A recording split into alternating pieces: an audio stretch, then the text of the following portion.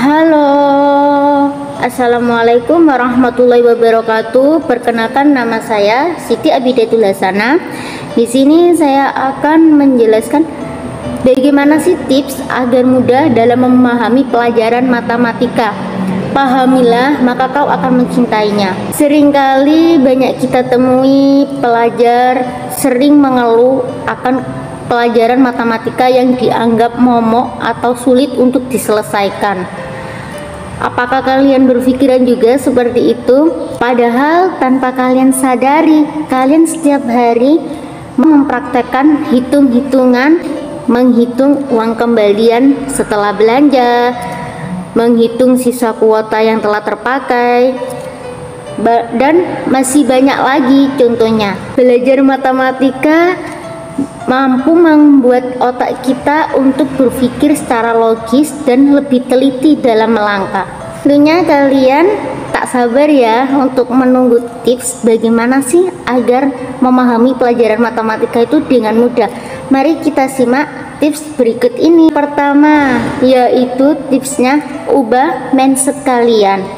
Jadi ketika kalian menganggap pelajaran matematika itu sebagai momok atau sulit untuk menyelesaikan, kalian ubah mindset kalian, tanamkan mindset kalian bahwa kalian bisa untuk menyelesaikan pelajaran tersebut. Kalian menganggap pelajaran itu mudah gitu loh, jangan menganggap susah, karena ketika sugesti itu dalam hal menyelesaikan itu kalian menganggapnya susah, maka akan kesusahan. Tetapi ketika kalian memberikan sugesti kepada otak kalian bahwa pelajaran ini mudah loh, maka itu pun akan mudah untuk diselesaikan.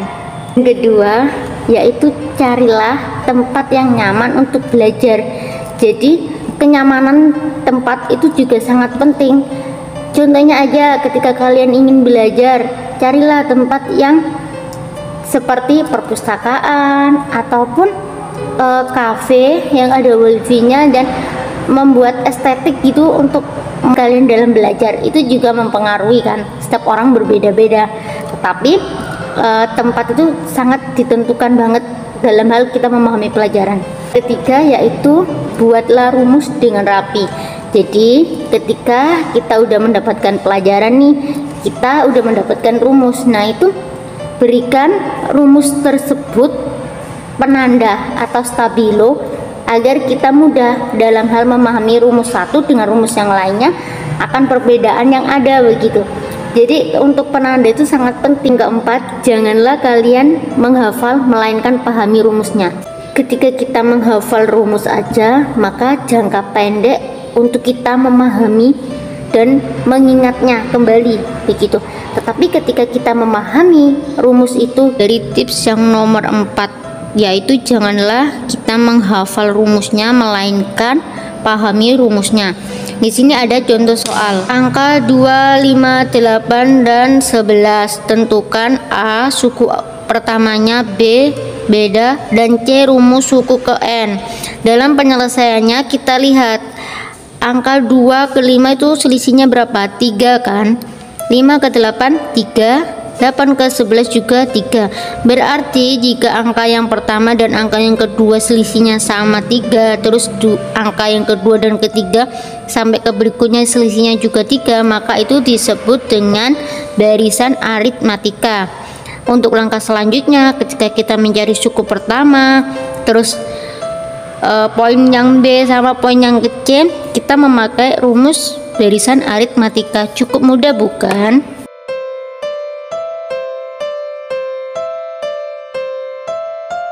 Kita memahami rumus itu didapatkan dari mana dan jalannya bagaimana, maka akan memudahkan kita dalam menyelesaikan soal yang ada. Walaupun soal tersebut dibolak-balik, kalau kita pahami rumusnya, kita pasti bisa mendapatkan jawabannya. Yang kelima, yaitu kerjakan soal dengan trik. Jadi sangat penting kita memahami trik untuk menyelesaikan soal tersebut. Contohnya aja nih, gampangnya ya, 7 kali 7 berapa? Nah kayak gini, pakai tangan ya. 7 kali 7 berarti yang berdiri ini ada 4, 1, 2, 3, 4. 4 kali 10 berapa? 10 berapa? 40 kan. Nah terus yang tidur ini berapa? 3 kali 3 berapa? 9. Berarti 40 tambah 9 49. Cukup mudah bukan? Daripada kalian 7 ditambah 7 ditambah 7, itu akan menyusahkan kalian dan membuang waktu. Yang penting trik untuk diterapkan, oke? Yaitu kerjakan latihan dengan yang teratur untuk kita memahami langkah-langkah berikutnya. Karena kalau kita mengerjakan soalnya tidak teratur ataupun berantakan, itu pun hasilnya kita akan kebingungan gitu dalam menyelesaikannya. Yang terakhir, ketika kita tidak memahami pelajaran, maka kita tanyakan kepada dosen ataupun guru. Karena apa? Dengan kita bertanya, maka kita akan memahami atau lebih paham lagi cara menyelesaikan dengan mudah itu bagaimana. Kalau kita hanya diam saja ataupun kita walaupun setengah-setengah paham tapi kita tidak mau bertanya, maka itu akan menyusahkan kita untuk memahami lebih paham lah. Itu tips yang bisa saya bagikan kepada kalian, semoga bermanfaat. Tetapi sebelum kalian menjalankan tips tersebut, alangkah baiknya kalian tanamkan niat dalam hati kalian untuk memahami pelajaran matematika itu dan menganggap pelajaran matematika itu sangat mudah untuk diselesaikan. Nah, seperti itu. Semoga dimudahkan segalanya, semoga diberikan pemahaman yang lebih jelas lagi mengenai pelajaran matematika. Tetap semangat dan sukses terus buat kalian. Cukup sekian dari saya. Wassalamualaikum warahmatullahi wabarakatuh.